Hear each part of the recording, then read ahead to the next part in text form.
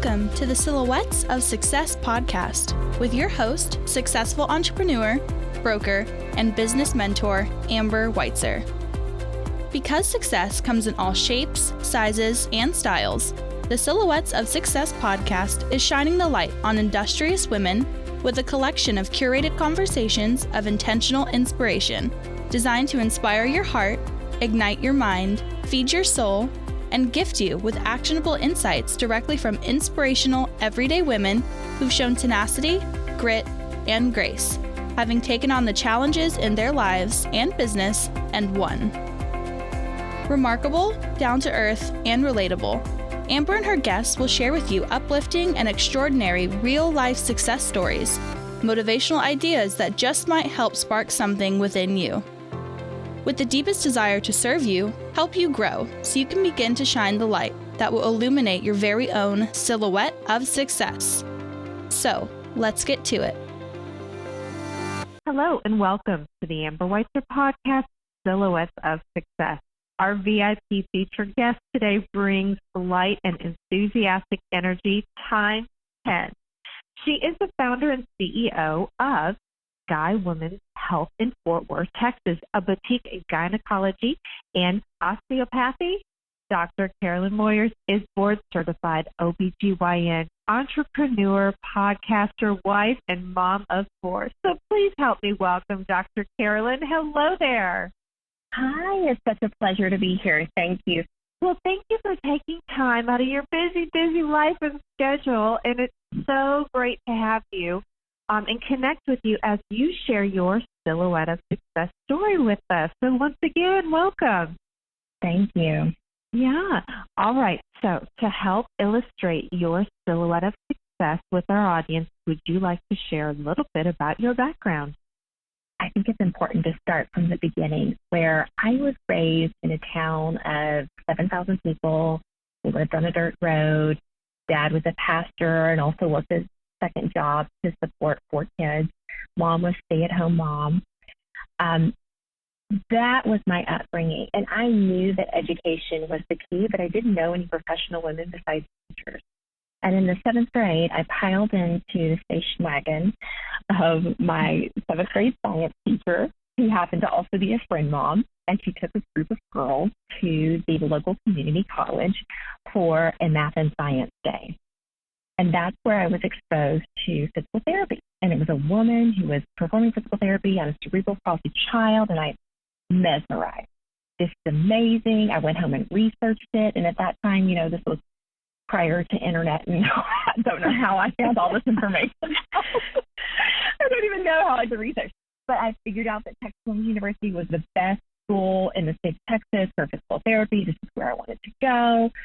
And I just knew that education was the key to a different life, to a different future for me, one where I was independent and where I had felt empowered in my life, because I saw a lot of disempowerment.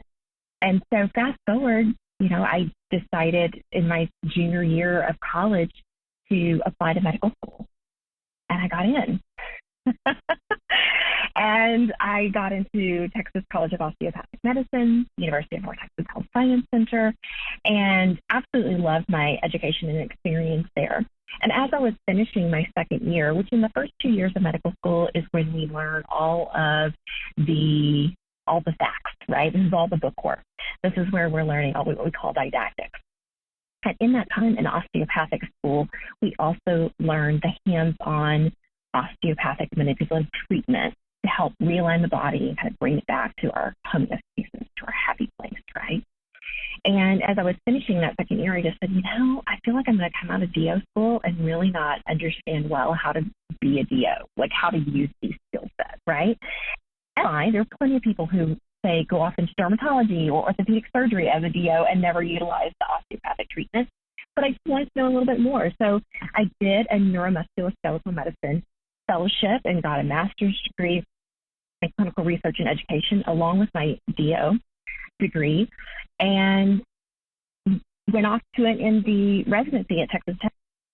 Went into private practice, did a rural health commitment, and that is how I got my school paid for. I contracted with my hometown community in order to go back and work for that hospital system. And so I owed them 4 years of service after residency. And so as a small town girl, not knowing how I was going to go to college, but knowing I was going to go, and my dad telling me, well, if you're going to go, you're going to have to make that on your own. So I just took that to heart. And whenever I was starting medical school, our family physician said, to my mom, says, you should tell Carolyn to apply for this program through the state and get her education paid for. And so that's what I did. Oh, my gosh. Okay, so I'm awestruck. Of course, I knew I would be. And so the audience knows we just met recently, very recent, last week, right? Yes. And I have to tell you and the audience, just your energy. I was just like, I'm still awestruck. So what a just phenomenal story. It's a movie. That's what it is. Like a Lifetime movie I just saw in my head as you were describing and illustrating your silhouette of success. And what a gift and blessing that you were able to pile into that station wagon and see a female role model. And I love how you talked about the happy place, too. You found your happy place. Right. And so along the way, I've really followed that. So as I was finishing medical school even, I remember the dean saying, well, you're really best suited for a pain management and rehabilitation specialty. This is what you should do. Like, go apply to residency. And I thought, dag me. Like, I don't want to do that. I followed my love, and whenever I was on rotation, what I loved was women's health, delivering babies, taking care of women, and all life spans. Like, that was my jam. That is where I was happy, ignited, excited to go to work and study. And so I just followed that and applied to residency. And while people were just applying to, 15, 20, 30 different residency programs, I was so dumb now looking back, and I only applied to one. Wow. I applied to one, and I got in. And interesting enough, so it was an allopathic and MD residency program, but half of the residents were also DO. So it was pretty well mixed. And fast forward, 5 years of busy OB-GYN practice as an employed physician, because all I wanted to do was hone my craft. I was like, I didn't go to business school. I just want to take great care of patients. Somebody else handle that. I would set goals for myself every year. I wanted to get robotically trained. I wanted to add, this service and that. I kind of reached this point where I was having my third son, and my oldest had gone to live with his dad, and my husband had been offered a job out of the blue. And I've got two little ones who are 21 months apart and one kid who's living 4 hours away. And my husband says, I've been offered this job. And I remember I'm sitting in the nursery. I'm nursing a baby. I have another one who's tearing the room up, And I say, take the job. Like he would have done, he's so supportive, and he would have done whatever I wanted him to do, because I was about to join another group. And I said, take the job. I need time with my kids. And I leaned into my family. And during this time, I worked as an OB hospitalist. So it's inpatient. Some people call it a laborist. It was all inpatient, 12 or 24-hour shifts. And I would do that like 2 nights a week. And I was the primary caretaker for the kids. So I was running to Montessori school and to the music class at TCU and all of the mom things, right? And, of course, I was dead tired. And I go on and have a 4th baby. And at some point, I'm like, this isn't working. Like, I have all these skill sets. I have so much more that I want to do. I've loved my time with my babies, but let's pass the baton. I'm going back. Mm-hmm. And I wanted something different. We had looked at different opportunities across the state. I had a couple of practices who had offered me positions, and I'd had enough experience that I really just sat with it for a while. And I decided to take this new creative opportunity where I could help develop a gynecology program for a hormone replacement therapy clinic that was actually, there were 6 locations in the state. And so the idea was, how do we expand their services that are, what can our nurse practitioners, and the idea was to develop a gynecology service for this clinic. And I did that, and I was very pleased with those results, but it wasn't lighting me on fire. Mm-hmm. And so I went back to full-time OB hospitalist work because at this point I had only done it part-time. And so I was really doing it for volume because I was hearing, you know, you haven't had enough deliveries or enough surgeries. You need to do more. You're not enough. Mm-hmm. Right. Sure. So I go back to these full-time hospitalist shifts, which was great. It was wonderful. I'm able to serve. I'm good at it, right? But this is not it. And I know it in my being. I have this sense of knowing. So I identified a mentor. I started taking courses. I read books. I listened to podcasts. I just became this entrepreneur that I didn't even identify with until recently. I decided I'm going to open my own practice. It's going to be a cash-based practice, and we are going to provide excellent care. And it started with this coming back full circle to this neuromusculoskeletal medicine fellowship that I had done. And remembering I have this whole skill set that requires nothing more than my hands, and I'm an OB-GYN who has done the surgery, the hysterectomy, delivered the baby, you know, done all of the things that you've been through in your lifespan as a woman, understand what you're going through, and can offer this particularly for pregnancy and postpartum, because women are tired of hearing it's just discovered the pregnancy. Like, suck it up, this is just part of it, right? Without any reliable solution. And so when we opened Sky, that was kind of the crux of like osteopathic manipulative treatment for women, period. But we do have this unique niche for pregnancy and postpartum. But the other arm is gynecology for the busy professional woman, for the busy mom who wants time with their doctor but doesn't want to wait, right? Yes. So the difference in a direct care practice versus an insurance practice is that you pay up front and you get a super bill, or you may have courtesy billing that perhaps you get reimbursed, but you're not waiting through, can I do this because of insurance?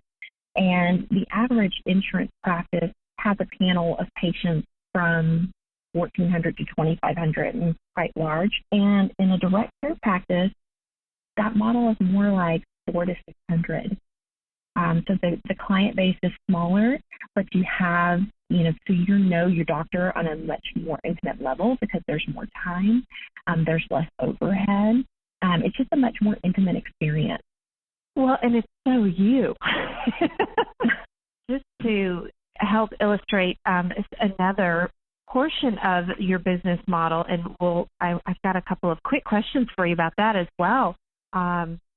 Your business card says everything that you have just articulated and, illustrated for the audience as they will go check you out here, of course, after listening to the podcast, just to see all of your offerings and just what you have created out of the immersion of really seeking what you love and going back to your core, but putting all the pieces together of what you were able to explore throughout your journey.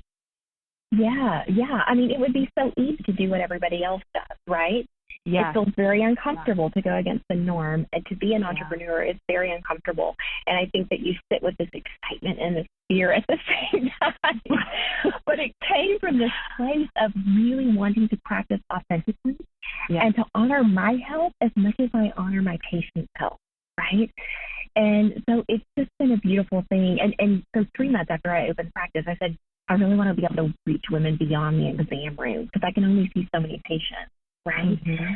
So I started Sky Women Podcast to talk about all things related to health and being a woman, whether that's relationships or contract negotiation or sleep or, abnormal bleeding or pap smears, we're going to talk about it all. So I've had just such a collection of wonderful guests who've come to join me on the podcast, and it's been so fun. And I've had patients or people who've called and said, Dr. Moyers, thank you for what you're doing for women. I really don't need to see you yet, but I really need a urogynecologist. Who would you recommend? And whenever they call, they get me or my nurse. That's it. So they're just shocked. That's awesome. Answering the phone. They're gonna hang up like, wait, dial back, try it again, like, huh. Well, it's just such a unique. It's so unique. We don't expect that. We don't, even as a consumer, if you will, it's almost as if it's an unknown. You don't normally get to reach the person you're trying to reach. Like, we don't deserve that. So how refreshing. I think that's just the best way to say it. How refreshing and how absolutely, like you mentioned, authentic. So tell the audience how you came up with your business branding and what you thought through to become an open, the whole concept of what you've created. You've talked about your journey and the desire, but talk about the business side, because typically there's someone in our audience that is either on the cusp of or stuck. What helped you come up with everything on the business side, even though I know that's not your forte, but you need to do some bragging on yourself on this. Okay, so I identified a mentor early on because as I talked about what I wanted to do, a colleague said, every time you talk about what you want, it makes me think of this practice. You need to go meet Dr. Smith. And so I went over and met her. She was phenomenal. We connected immediately. And she was about a year ahead of me. Her practice was only about a year old. And she said, figure out what you want to do and I'll help you. I mean, it was just so supportive. It was women empowering women. Mm-hmm. So the day that the concept came from the book I read in 2010 when I was a first year attending, and it's titled Half the Sky, and that's where Sky Women come from, that women hold up half the sky. And I joined EntreMD Business School, which is a physician business school that teaches all about marketing.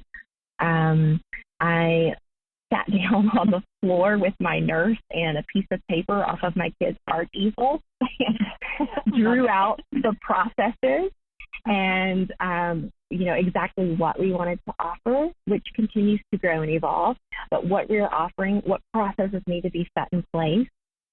And I contracted with somebody to exchange services for rent. I just got really creative. I worked on a business performer, which is one of the most mysterious things. Like, nobody tells you exactly how to do it, and you're basically just guessing numbers. And it just didn't feel authentic again. And so I said, you know what, I'm going to do this without a business plan and figure this out. So for the last year, I've been a full-time OB hospitalist and working in my practice, growing it until the point where I could drop the hospitalist first. Good for you. That is inspiring right there. There's always a way. Yes, right? Yes, the ingenuity, especially for the small town girl who said, I'm going to do this, and I've got to figure out a way to get there. And you have. You continue. So thinking about different things as an independent female and business owner and mom and wife and all of those things that we wrap up into who we are, thinking back, has there ever been a specific point in time or event situation that really forced you to take a monumental shift within your business or career? And thinking whether it was painful or positive, how does that help you grow? Oh, man, this is a good question. A fantastic question. Okay, let me try to stay on point. I would say the biggest shift was when I went through a divorce in my intern year of residency. Intern year, you have no control over your life. I mean, you are enslaved, 80-hour work week on average. Mm-hmm. And I remember just seeing things fall apart. And I had a choice. Like, how am I going to finish residency? I have a 2-year-old. Am I going to quit? No, because my child's life will be forever different if I finish residency, right? It just opens up new doors and new possibilities. And so my mom came and lived with me, and I finished residency. And as I was finishing, I wanted to take a swanky job. I said, oh, forget that rural health commitment. I am going for it, right? And I looked across the country. I was so confident that I was going to do this. And when it came down to custody negotiations, I wasn't willing to walk away from my son, and there wasn't a lot of give and take there. So I chose to go back to rural America and do my service commitment. And, I I didn't have to go back to my hometown of 7,000 people and live on my ex, which was a blessing. I got to go to the adjacent town that was slightly larger, and there were other OB-GYNs there. And I was so blessed by that community because they just loved me. It was such a place of healing. So I moved there in July of 2010 and started my real health commitment. And it was January. It was over New Year when I was driving back home, and I just thought, wow, like this is exactly where I was supposed to end up. This was my place of healing. And it just allowed a lot of growth. And of course, in a small town America, as a single woman, a single mom, I'm thinking, I'll never meet anybody. I'm going to finish my 4-year commitment and get out of here. So just following your tracks, right? Yeah, I could just see you peel it out. Yeah, absolutely. But in 2012, I met a fabulous man who chose to move to my small town and acclimate to my life, and we've had 3 more kids. Oh, okay. That's a beautiful story, though. And so there is a lot of, like you said, healing and growth, blessings. Yeah. Good for you. Wow. I think that we, as women, we carry it all with us, and we tend to think that we're broken, and that's absolutely not true. We all have baggage. Everyone's got baggage of some sort, right? But I always say, look back, but don't stare, right? It's okay to reflect on the past and how you've grown from that, or to use that to grow and move to the next thing. But we can always level up, right? We're going to keep our eyes on eyes and move forward. Oh, see, now I told the audience early on in the introduction how absolutely enthusiastic you are. You are. You light up the room. You light up the phone lines, the airwaves. So I am so tickled that you joined us. So again, respecting your schedule and your time, little questions here. One of them would be, we are always looking to share positive resources, whether it's, like you mentioned, your podcast, which again, to the audience, so they know, we'll share all of your contact information, including the link here in the resource section, and I'm going to have you share that info. But how about other resources, maybe a favorite book or series or author, maybe it is another podcast. What could you maybe share with the audience that help encourage, motivate, or light up your day? There's so many things. This is one of my favorite topics right now. All right, if we're talking to a female audience, I would say if you have any specific concerns about sex or reproductive health, I have 2 podcasts for you. One is You Are Not Broken. It's Kelly Casperson, which is fantastic. It's all the good in relation to sexual health and well-being. And the other one is As a Woman podcast with Natalie Crawford. It's so uplifting, and it's all the education around reproductive health and just empowerment of women. But if we're looking at it from a business aspect, because I've become an entrepreneur, so I have all of these business podcasts that I love to listen to. But one of my favorite is the Mind Your Business podcast with James Wedmore. Love it. I'm taking notes so we can also tune into those. Fantastic. All right, Carolyn, it has been an absolute and genuine pleasure visiting with you today. So as we begin to wrap up our visit and keeping the promise to share intentional inspiration with our audience, you had mentioned at one point in some of our conversations that something that resonates with you as when you speak to women that you are not broken. So I don't know if that's something you might want to elaborate on, or if you have another piece of go-to advice or wisdom that you'd like to share with the audience.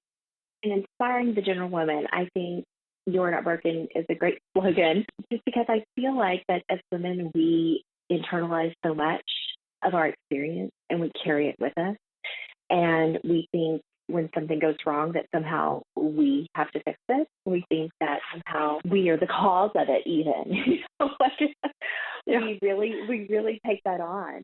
And I think about this in terms of just when women come to see me for a myriad of reasons, but in terms of specifically even like sexual dysfunction, and feeling like they're broken. And so I think it's important for women to know that you are not broken and that you're capable of so much more than you believe. We so often wait for, confidence to for the self-confidence to kind of get going and take the momentum and take that next step.